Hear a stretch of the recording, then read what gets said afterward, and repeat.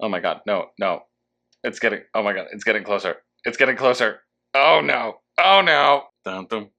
Boom boom boom boom boom boom boom boom boom boom. The premise of How to Save a World is, well, you have to figure out how to save a world. That's it.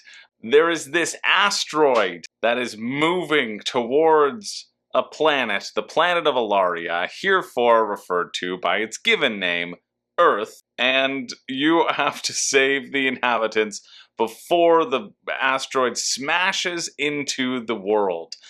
Or you can invest in evacuating people off of the planet and getting them onto the moon if you don't think that your laser defense system or your shield defense system are going to be the ones that work. And this is also a game that I have intimate knowledge of because I have been playing this game before it was even picked up by Burnt Island. The designer, Yuval, is actually my neighbor, whom I only refer to as my neighbor and not my friend for this express purpose because I'm going to rip this game to shreds. No, it's a really good game. I knew it was a good game before it got signed by a publisher, and it has been really, really cool to watch the development process happen and to see the changes. And so I'm going to talk about the game as it is, and then I'm going to talk about what those changes were, how it started out, and stick around because there's also going to be a giveaway. I was planning on purchasing this game anyway, and so Burnt Island, they said, hey, if you want to cover it, we'll send you a copy. And I said, joke's on you, I already was planning to buy a copy. So please send that to one lucky viewer. So if you are watching this, you have a chance to win this How to Save a World. That announcement will happen in crowdfunding countdown, whatever the last week of this campaign is. But if you're watching this video right now, that means that we are already live, and I'm assuming I'm going to have to make a 5 reasons you shouldn't back because this game is very good. This is a hybrid of worker placement and hand management. You're going to start with a hand of cards and you might get a few more. These cards give you the ability to do more actions. They give you the ability to boost additional actions, or they might give you bonus points at the end and valuable tags, which you can also use to kind of increase your actions. Oh no, my wild resources. Please don't go anywhere. I need you to save a world. Now, throughout the game, you're trying to get the most points. A bulk of these points will be from coming first in one of these tracks, if that track is the thing that saves the world. And how you're going to be moving up those tracks and doing additional actions comes in the form of your little workers. You'll see you have some workers on Alaria, or the planet, or whatever you want to call it. This honestly will be the most I will ever call it Alaria. I'm just going to call it Earth from now on. You have your people on this planet, and they can go to spots on the planet, getting you resources, or you have the people on the moon. You've set up this base of operations to try to shoot down this asteroid comet that's heading towards you, which will be increasing, moving ever so slightly every turn, and sometimes not so slightly until it hits the planet, or until you shoot it from the sky, or deflect it with your shield. You're also going to be getting more cards. And here's where one of the exciting differences of the development has come into play. When you've all designed this, it started out as a deck builder, and then through the folks at Burnt Island, it sort of evolved into this hand tableau, this hand management, which I think is really cool. Also, in terms of how you build your cards, the first card that you get of the yellow, blue, or green types is going to cost you the number of cards in your starting hand, 3. So this one's going to cost me 3 yellow to get this card. A pretty powerful card, if you ask me. Just being able to advance on some of these project tracks for the cost of 1 energy, the cost being up here, and the result being down here. And that's going to go in my hand. And now the next card that I get is going to cost me 4. 4! There we go. Because I now have 4 cards in my pool. And so the more actions you have, the more expensive it gets, and the more you're trying to manage these resources. Now this resource down here, we'll zoom in a little bit upon this action board. I should mention this is a prototype, so these little cubes are actually going to be tiny bridges. These represent your income, very similar to Space Base. If at the end of a turn, my income is over here, my resource tracks, the resources that I get to use, just kind of shoot up to that spot. And so raising your income gives you a lot more flexibility depending upon what strategies you want to employ. And that's one thing that you're going to be tracking on your own personal player board, and you're also going to be tracking your personal tech. Your level 1 techs right here, they give you special abilities. They give you the potential to discount cards so that they're cheaper down the line, or just give special abilities like here, get your science tags to be acting as wild. I'll explain what those do in a second. And over here, your level 2 techs just give you ways to get points every time you take those things, or every time these cubes are drawn out of the bag. Now, what are cubes, you ask me? Well, they're squares, but 3-dimensional. But the best part of the cubes in this game is that every time you increase upon this project track, right here, I've invested in making sure that the laser is going to be in tip-top shape. In fact, I've hit this point and earned myself 3 sweet little points for being the first person to go there. I also have gotten to put these 3 pink cubes into the bag of destiny, because at the end of every turn or every round, once everyone has passed, we're going to draw cubes equal to this number, and whatever is drawn, if it's black, the asteroid advances a space. And every time it hits one of these markers, you add in more black cubes equal to the number of players. And so the asteroid is getting more ever-present, moving towards the goal. But if it's a different color, well, that's where this track comes in. As you can see, there's a number of different spots, and this is all going to be adjusted in terms of the number of spaces to make it just tip-top Euro perfection. But say those 3 pink were drawn, they would then end up on this board, and we'd be ever closer to triggering the end of the game, and also triggering the success of one of these 3 things. If the pink track gets all filled, the laser shoots down the rocket. Whoever's ahead on the pink track is going to get the most points. 18 points compared to 8 points of being high on the other track. If the laser doesn't succeed, well, maybe it's chipped off a few pieces of rocket and the pink cubes will go back down. There's a final drawing in the bag to see what happens. Maybe it'll be the shield that's able to stop the asteroid. And if the shield doesn't do it, well, you better have gotten enough cute little critters off the planet, because unfortunately, Alaria has been destroyed. Not Earth, but Alaria.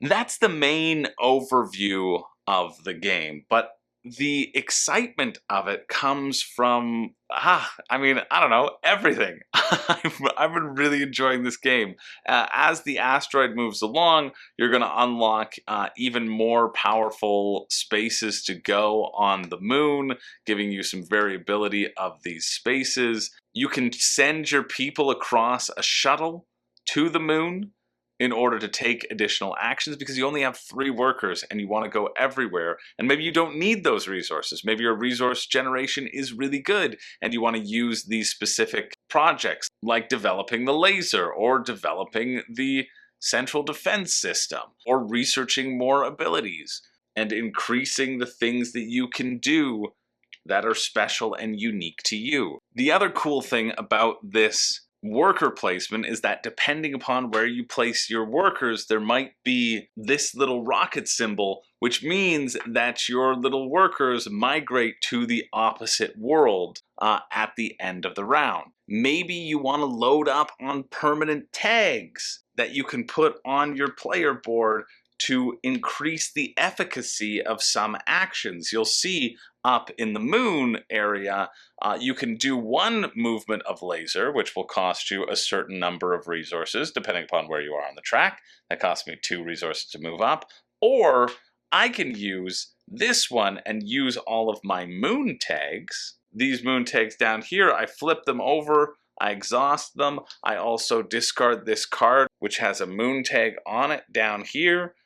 Plus, I've already unlocked the card that makes my science symbols wild, so it actually gives me 4 moon tags, which means that if I have the resources, I can move up 4 times, boop, boop, boop, boop, on this project track and really be efficient and jump to the lead. Everything you do in this game is incredibly satisfying. I also forgot to mention, and forgot to set up, as you see I'm putting them down right here, that every time you move up on one of these tracks, you also get a bonus. And the interesting part here is that as somebody hits these milestones, these bonuses get removed. Starts out with one of any income, then it goes on to one of wild income, finally it moves on to all 3 of the income tracks. As somebody triggers these and moves up, it then gets more beneficial for you to take turns moving up this track as well, because you get the better bonus. But then, of course, you've also waited a little bit longer, and the asteroid might be about to hit the Earth, and you have less time to jump over your opponent and get those valuable points for being in first. The choices of how to use your workers always feels tight and interesting. It feels like that perfect balance of wanting to do everything and not being able to. The ways in which you can upgrade your hand and do different abilities and chain things together with boosts or with actions, or just going for a pure tag and bonus point strategy, also feels really fun. I love that you're never sure when the game is going to end. The last game that I played, I was trying out the 2-player mode, and it's been really cool to be living right beside the designer, because I get to see the different changes that they're trying out. I get to see myself put forward a strategy like monopolizing and abusing these Earth tags when they cost $1, and then see it immediately change to $2. I get to see and try out differences to the 2-player mode as they add dummy players into the tracks to give you something to compete against if you're playing with fewer players. I get to see the incredible change of making the friggin' first player token actually meaningful, and changing this from whatever it was to very Lords of Waterdeep-esque. You just get a bump on your wild income, get first player, and get to reassign wherever is open and available at the end of the round, making that space one of my favorite in the game, because it provides that awesome tension of, do I take this now? First player is so beneficial, but it's not so beneficial that I want to take it on like the 3rd or 4th turn. I want to get it around like the 5th move. You know, around the 5th move, when all the good spaces are gone, I can kind of anticipate where people are going. Then I can go and get that free income bump and try to push my luck and hope that the space that I want to use my worker on is still there. This has been a very cool and exciting process to see. And honestly, I wasn't sure if I was going to like the rebranding, the retheming. It was a little bit darker. A little bit darker in my mind, a little bit grittier. There was like a way you could really revel in the destruction of the world beforehand, and I wasn't really sure, and I was worried that I wouldn't like this as much as I did when I first playtested it, when I first tried it out. I remember playtesting it, we gave some feedback, but it was at the point, the first time I played it, it was at the point where I didn't really have that many notes. I really enjoyed it, and I was hopeful that it would be the one to put Yuval on the map, and I think it is absolutely going to do this. Now, also keep in mind, this is your disclaimer, that I like Yuval a lot. We play games a bunch, we're neighbors, some might even call us friends, but I certainly will never admit to it on camera. You can take that for what it's worth, that there is some might say bias in saying that this is a good game, but if it wasn't a good game, I mean, I wouldn't have said yes to covering it. You know, I would have said, good luck, I'm busy, but instead, I'm recording this at 1 a.m. because I was gonna go to bed and was very tired and frustrated, and now I'm hit with this renewed energy because of remembering all the cool things that you can do in this playground, which is awesome. It's really cool. I love seeing the development that's happened too. That's been one of my favorite parts of going into a game that I already really enjoy, and then seeing the slight tweaks that happen, which makes it even better. These sorts of games are kind of my jam. I love action efficiency. I love creating that chaining engine.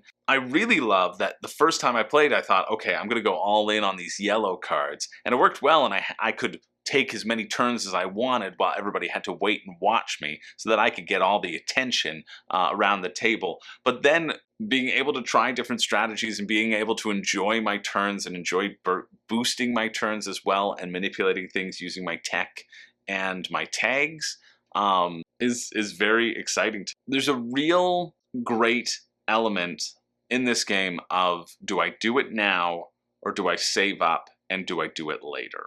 You don't know if later is going to come, right? Because you don't know.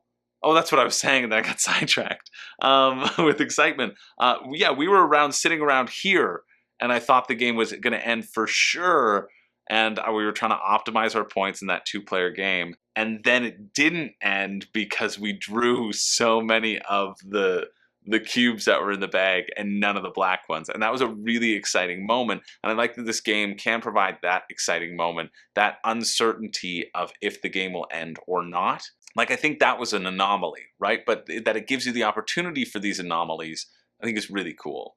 What else can I say? What other insights do I have? What other little insiders? Oh, I know. I think that they're going to be working. These boards right here are currently all the same. That's how I've been playing with them. But I know I have to give this to Yuval tomorrow, this copy to Yuval, so that he can work on practicing developing asymmetric boards. I'm happy to spoil that. And I'm really excited to see where that goes, sort of where the tech is going to fit in. I think that's where the asymmetry might live. I'm excited that this is by Burnt Island, who both their retail versions and their deluxeifications are always friggin' top notch. If you look at any of their other titles, they're sort of one of my favorite Kickstarter companies, let's say. Like, the way they do deluxe in retail, I find is such a wonderful balance, and I don't think you can go wrong with either. I don't know if this is going to have a deluxe or just one edition, but I know I've been really, really impressed with their production quality. I really like how the cards are multi-use, that they can be used for their cool abilities. Like this one, this boost card was one of my favorite ones, actually. I played with it in a game where anytime you take this pathway, well, you can use it once per round, you can play it, and then you can retrieve a card from the discard pile, so you can double down on a really effective action. That's really cool. Or you can use it for its moon tags, as double moon tags, and so if you want to do this action twice or anything that uses moon tags, I like that there's that flexibility there, and those decisions always feel fun, and it makes it like a viable thing to get these end game bonuses, because you're always going to give yourself a little something. They're not just garbage.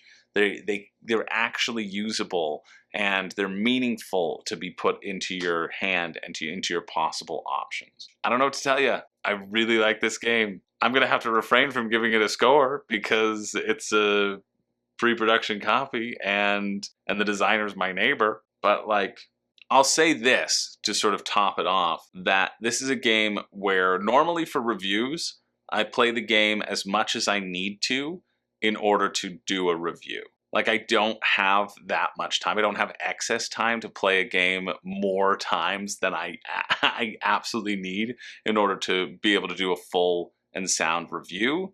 Here, I felt like I could do a review after the first play of this because I saw the changes. I remembered playtesting it. I enjoyed it. I got it all the things working. And I've just continued to play it. I was like, oh yeah, well, you know what? I got to play it for the review. Oh, I better play this 2-player version. Oh, there's a new different 2-player twist. I better play the 2-player twist. And that's not something that I needed to do. That's something that I pretended that I needed to do so that I could play this game a little bit more, because I have been enjoying it a ton. Any game where you get to do any combos where your resources chain together, you get stronger and stronger with this engine that you've created, and then you can really let it pop off with playing an action that gets boosted and moves you up the track and activates a research, which then will let you boost some more, you know? Those are the sorts of games that I really, really like. And I think this one is something that you should really, really take note of. I am incredibly confident that if you go check out any other reviews of people who don't know Yuval, they will be enjoying this game significantly because it's a really good design. But let me think. Let me be mean. Let me think if there's I gotta come up with some reasons for you not to get this, so I don't just gush and I can retain my credibility. I will say that I do enjoy this currently more at a 4-player count or a higher player count, 3 to 4, than I do the 2-player. I think the addition of these dummy players is really successful, and I know they're still working out the kinks on it, so I assume some of the stuff will change in development, but I found that in a 3 to 4 player game, I felt a little bit more freedom to interact with these cards in a different manner because there was going to be more competition on the tracks. And when it comes down to just 2 people, the idea that if white were to win this track and red didn't move up on it at all, that's an 18-point difference, right? Let's say red is 4th right now.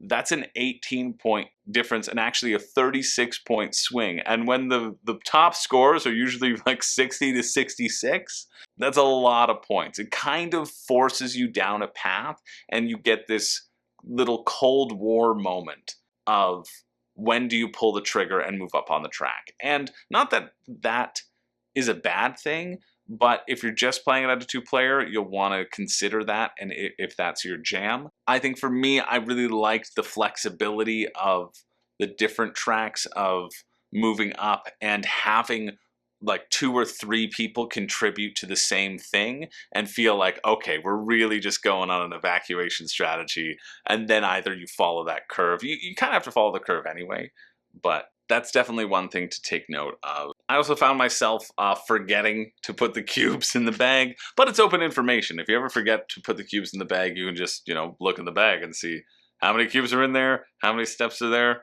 Yeah, all right, let's just put it in. But I found myself forgetting that, but that's the only little fiddly bit of it. I thought I would want more buildings. There's like 6 total buildings, 3 A's and 3 B's. You don't know which ones are going to come up, but just a couple more might be nice. I mean, hey, it's on Kickstarter, so who knows if there's going to be more or not. That's not a spoiler. If I know, I've forgotten. And it is a bit of a race, this game. You're racing to hit every step of these tracks because only the first person gets those points. You don't want to fall behind in your income generation or how you generate income because you know you're going to need to pick up these cards. But you kind of know that it's a race against time anyway, as this cool asteroid moves across, heading towards Alaria. Yeah, I just think it's a good time. I wish I had more critiques. I really do, and I'm worried. I'm worried that I don't, because I'm recommending it wholeheartedly, and I really want to make sure that you like it. And there's always that little scared part of me that's like, well, what if they don't? Oh no, oh god. But I really think it is just a really good game so far and is only going to get better in the development. So yeah, check it out. Highly recommend. And oh yeah, I'm giving away a copy. I almost forgot. I didn't put a secret phrase in somewhere in the video. So that was a mistake. I guess the question I'll ask you all, that it will have to be in the comments, is like, say something about the game that you think is interesting. Whatever that is. What is the thing that pulls you the most into this game? And when I do the little drawing, every comment will be entered. As long as you're talking about the game, and as long as you're saying something like, "Oh, this looks interesting," then you can win it. If you don't have anything that you think looks interesting, well, that's fine too, because I'm not gonna give you the win. I'm gonna give it to somebody who's excited. So show your excitement. Say I'm excited. I don't know. Just drop it in the comment below and stay tuned to Crowdfunding Countdown. That'll happen whenever this final week is going to happen. That's when the winner will be announced in that. So check it out. It's on Kickstarter right now. I like it a lot, and I hope it does well. But don't make it do too well, because I legitimately don't know what I would say for the 5 reasons, and that just seems like a lot of work. Okay, so let's cap it at $9.99. All right, let's not get too crazy. Thanks for watching. I don't have a catchphrase, but I do need to go to bed.